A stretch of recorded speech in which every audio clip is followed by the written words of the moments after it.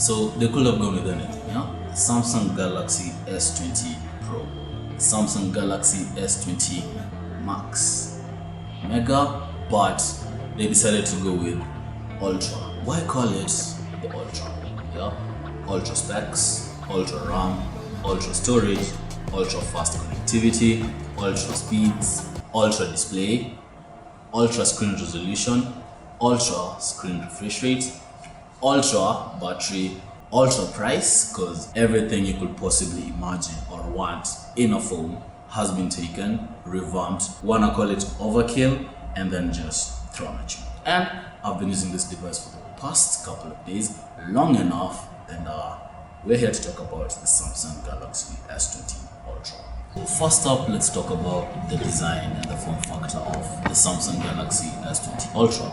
Now, you get a glass on the sandwich over here, and as per standards in 2020, the back is one huge fingerprint magnet. Okay, this is the button placements on the sides, and I must say, Samsung did listen to its users and brought down the power button to somewhere where it's more reachable. You get a 6.9-inch display, OLED panel pumping out 89.9% screen to body ratio and a 20:9 aspect ratio. To add to what I've said about the display, the colors on the screen have been reduced, and is it a good thing? Is it a bad thing?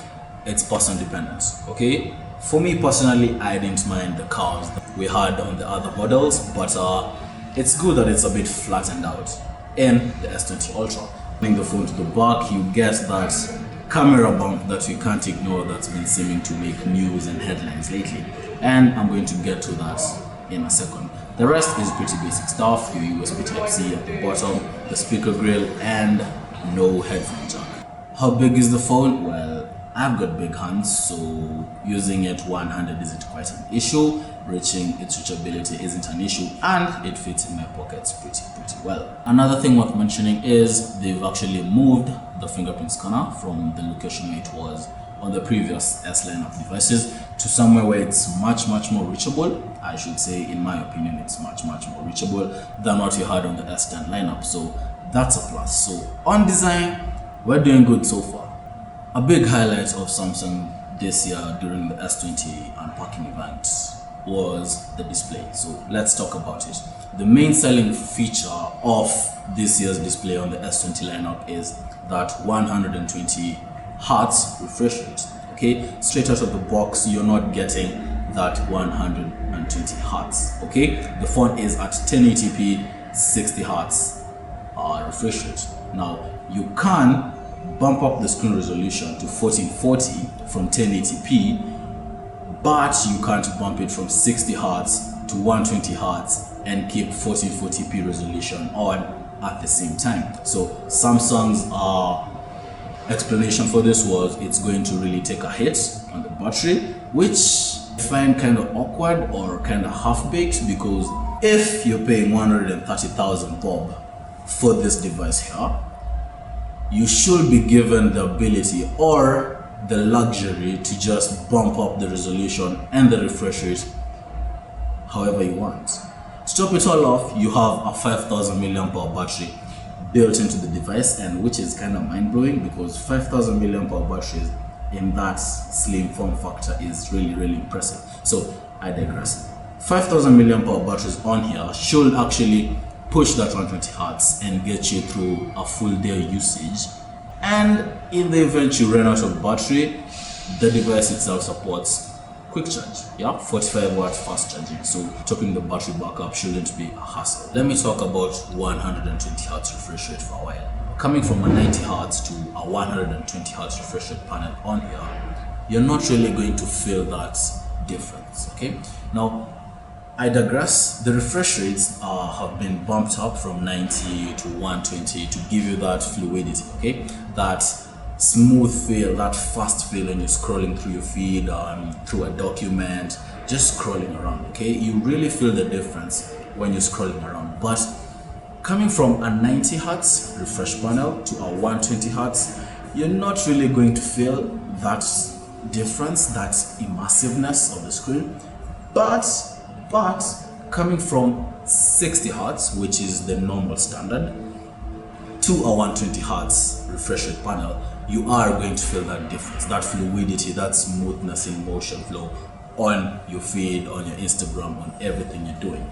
We can't also talk about 120 Hz refresh rate without talking about the battery powering that 120 Hz refresh rate. The battery performance on here is pretty consistent. That 5000 mAh battery gets you through the day. Okay, and I should mention this, I've been using this on 120 Hz refresh rate standard, yeah, at 1080p. I don't mind the resolution, just give me some 120 Hz refresh rate, and it's been getting me through the day without any struggle. I don't really see the need to cripple the use of 1440 and 120 Hz refresh rate to save battery. Okay, I wish Samsung can fix that, and I hope they do. I hope they listen and just allow us to enable both settings in a future software update, which will be pretty nice. Now let's talk about the camera. Now on paper, this is a really promising camera.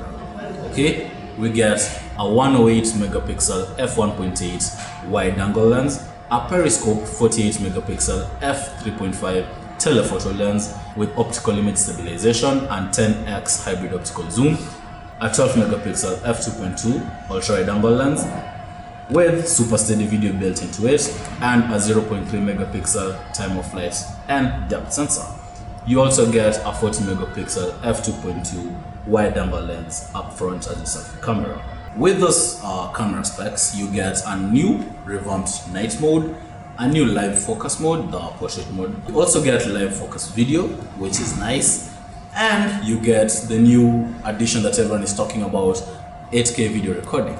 Specs, you paid for 130,000 bob going into a phone. You deserve those specs. Okay, this is Samsung hitting you with the best of the best camera specs and features. Such specs just make the S20 Ultra look like it has a killer camera, yes, which it does, but take it with a grain of salt. Okay, number one, there have been some autofocus issues reported with the Galaxy S20 Ultra, and personally I have experienced them, and it's not just a one-time thing that, you know, just a glitch that just happens and the next time you restart the camera everything is okay.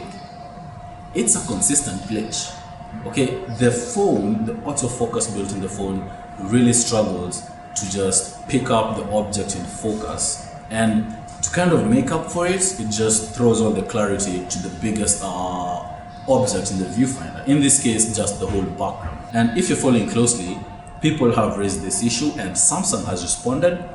In Korea, as we speak, an update has been rolled out to fix this glitch. Okay, so you should follow me on Twitter to expect the updates of how this device performs after I get the update to fix that autofocus issue. Now, another highlight of this year's cameras on the S20 lineup, yeah, and here we're talking about the S20 Ultra, is 8K video recording capability. Okay, now this is made possible because of that Snapdragon 865 chipset that's powering the phone. It does support 8K video recording, but take it with a grain of salt. There's a catch. Okay, number one, 8K video recording on here is only supported at 24 frames per second. You can't bump that up, you can't change that and take it all the way up to 30 frames per second, the sweet spot. Okay, that's because 865, the Snapdragon 865 just can't handle 8K at 30 frames per second.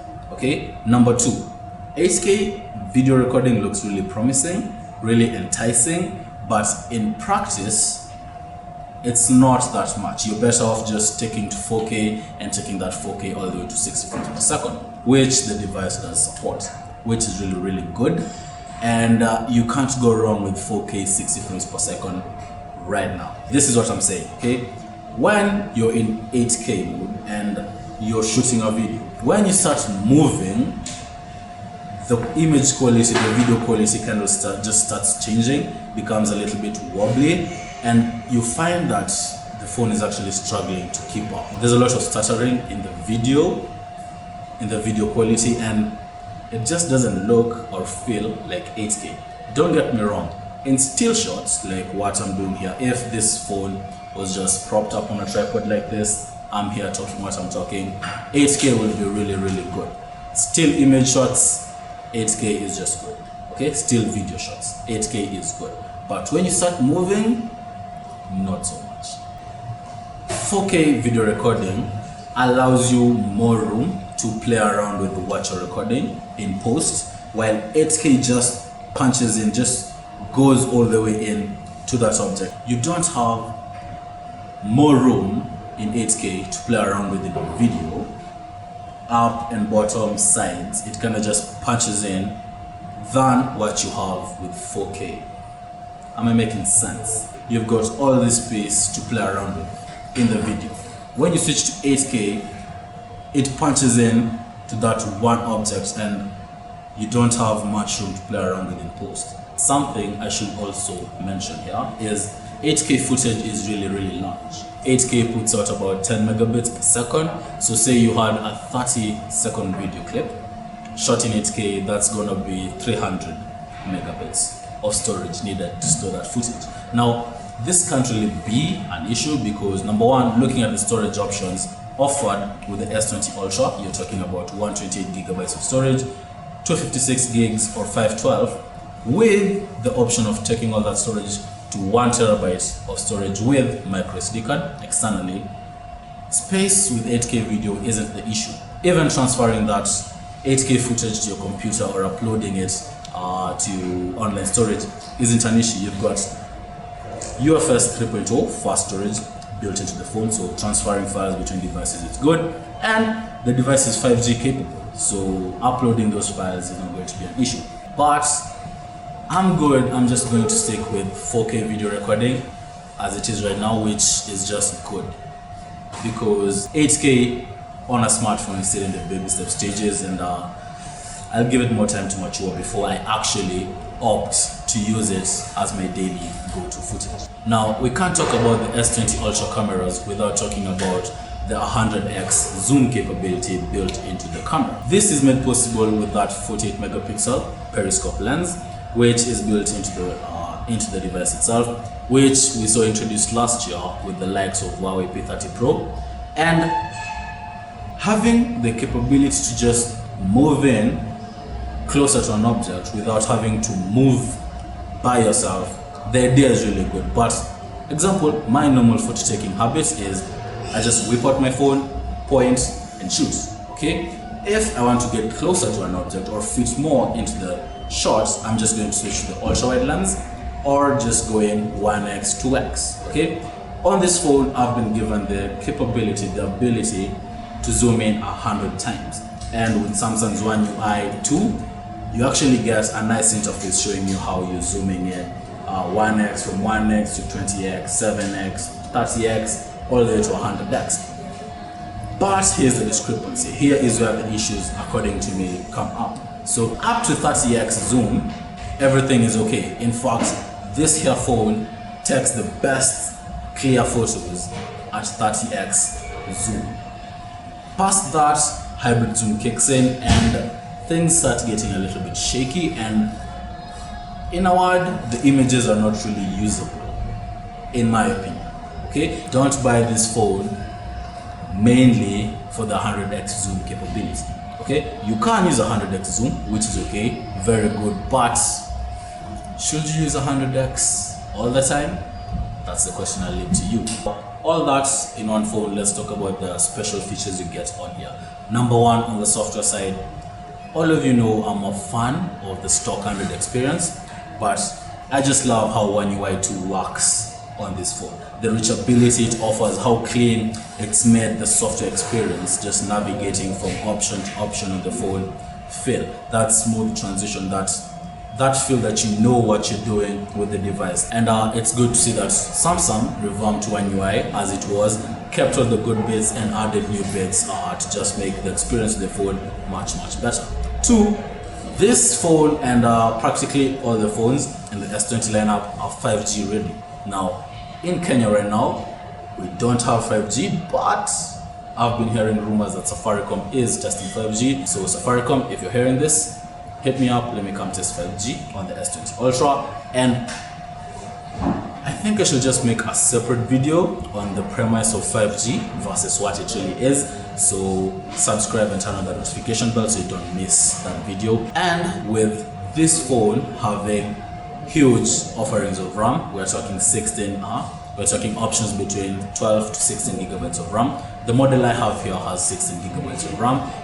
Samsung have introduced the option to pin a task, an app, to RAM, to keep it open in the background, so you just resume where you are when you left it. You get to resume on games and apps that should have otherwise been closed to save on RAM space on the device, which is kind of good, kind of nice to optimize that RAM usage to get the most out of the phone. As always, expected with a flagship device, the performance on here is just top notch. If you're paying that much money for such a device, such an experience is the least of your worries. And extra features like the wireless power share, where you can just take another device that can wirelessly charge onto the back of this device and you're going to share your charge. So you might be asking me, Hezyon, justify the price tag on this device? Now, in that regard, you might be comparing this to Samsung's greatest offering last year. S10 Plus launched last year at around 100,000 bob, that's $1,000 roughly, and this is launching at $1,400. Is it right to compare those prices? In my opinion, we should compare this to the Samsung Galaxy S10 Plus 5G model that also debuted at around $1,300 last year. So looking at the features the offering the S20 Ultra gives, value it gives, how it performs, that screen, the gorgeous, this is the most beautiful screen I have ever looked at on a device, and Samsung does make the best screens out there. And according to the price tag, I'd say that price is warranted. Okay, depending on the nitty-gritties you want. Oh, you can't ignore the elephant in the room, this camera bump here. I should say the camera bump makes this device pretty unusable on a desk because it wobbles around a lot, but the more you use this phone, the more you use the camera, the more you experience its camera versatility, you actually get to appreciate and understand why this camera bump is here. Okay, you actually get to not mind it at all. In my case, I've grown to love it, and I think just slapping a case on here is just going to solve the whole situation, the whole problem of it wobbling on the desk. And that's okay. It gets to a point where it just grows on you and you accept it and life moves on. So it's really, really nice. Now, who is this phone meant for? If you have 130k lying around in the house, maybe. But in my opinion, this phone is made for those guys who want the latest and greatest offering from Samsung. And that's just it. This here is the best phone Samsung has made in years as it stands right now. Of course, they're going to be launching more phones in the year. We're going to wait and see how those will perform against this. But as it stands, if you're looking for the best offering and money isn't a problem for you, just go pick up the S20 Ultra. And you can't go wrong. You can't go wrong with the S20 Ultra. So that's it for today, guys. I leave a link so you can pick up the Samsung Galaxy S20 Ultra, buy it or pre-order it in the description below. All relevant links down in the description. Subscribe if you haven't and turn on the notification bell.